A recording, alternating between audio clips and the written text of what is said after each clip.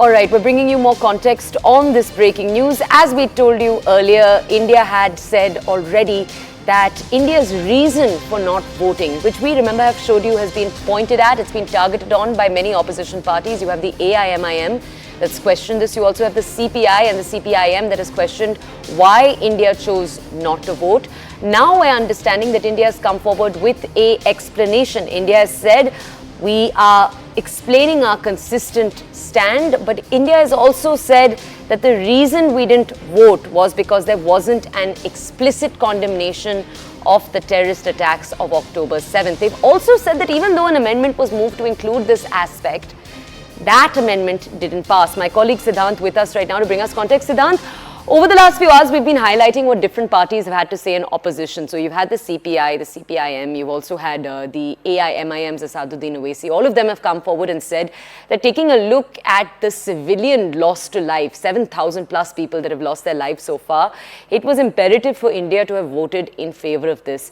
Now India coming forth, these are government sources of course, telling our reporters that the reason they didn't vote because that statement didn't condemn Hamas. If it had, the implication is, or the implication seems to be, they would have voted for it. Siddhant, is that fair to tell our audiences that if it had included that condemnation of Hamas, India would have voted in favor of it?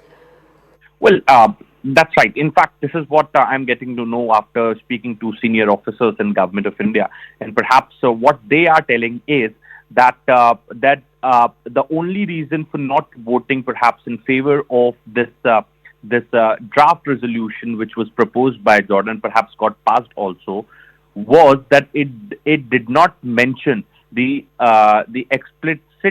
explicit condemnation of the terror attacks of 7th October. That is perhaps the main reason. And since there was an amendment which was moved prior to this draft resolution by Canada, India voted in favor of that amendment, because that amendment had mention of the terror attacks, condemnation of the terror attacks by Hamas. Point number one.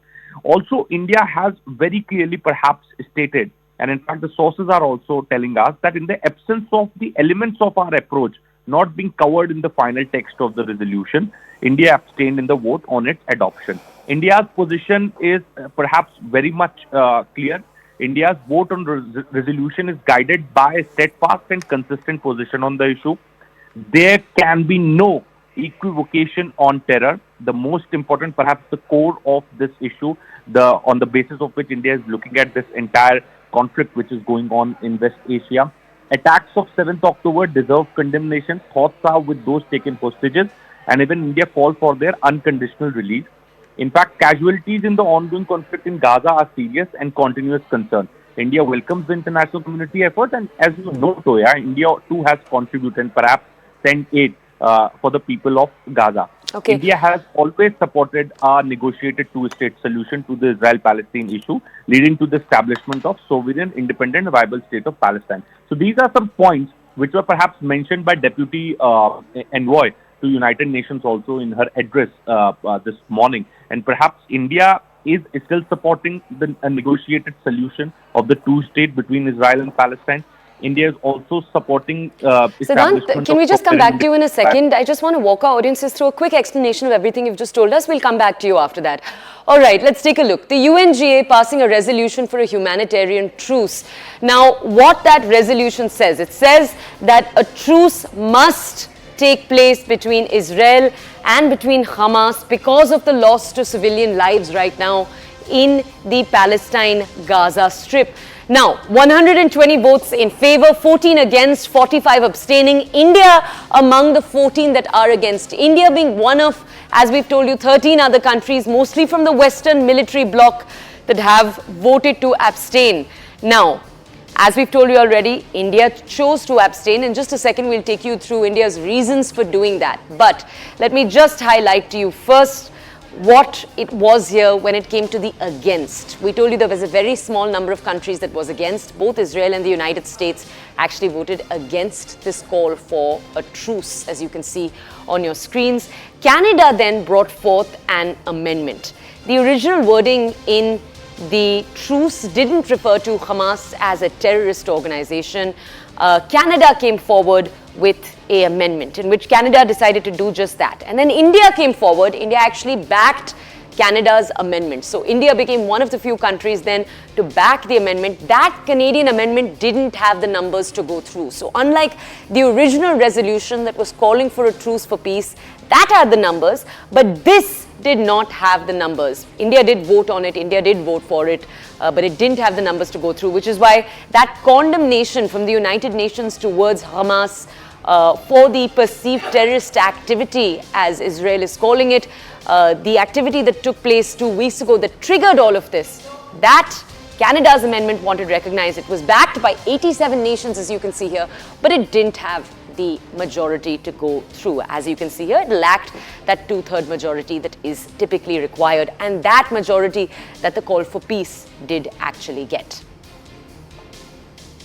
Okay, let's take a quick look also now at what it is that government sources had to say. Remember, my colleague Siddhant just brought us the details. So government sources are pointing out they are arguing that they didn't want to back this call, this truce for peace that so many countries did back because it didn't contain a condemnation of Hamas, essentially implying that if it had, perhaps they would have voted in its favor. But remember, India is being called out by several opposition parties within India. These opposition parties are arguing that each of the other nations in the South Asian bloc in the United Nations did vote for this. They voted for a call for peace. India was the only country that abstained. India saying our stand was guided by our continued steadfast position.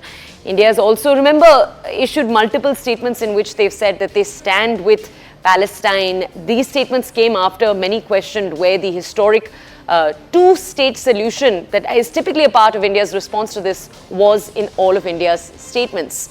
Now, as you can see, the government is now putting out through government sources this reasoning. They're arguing that unless there is a condemning of the terror taking place, they cannot back a United Nations resolution. But remember, India, one of the 7 South Asian blocs, the only country in the South Asian bloc not to condemn what's taking place.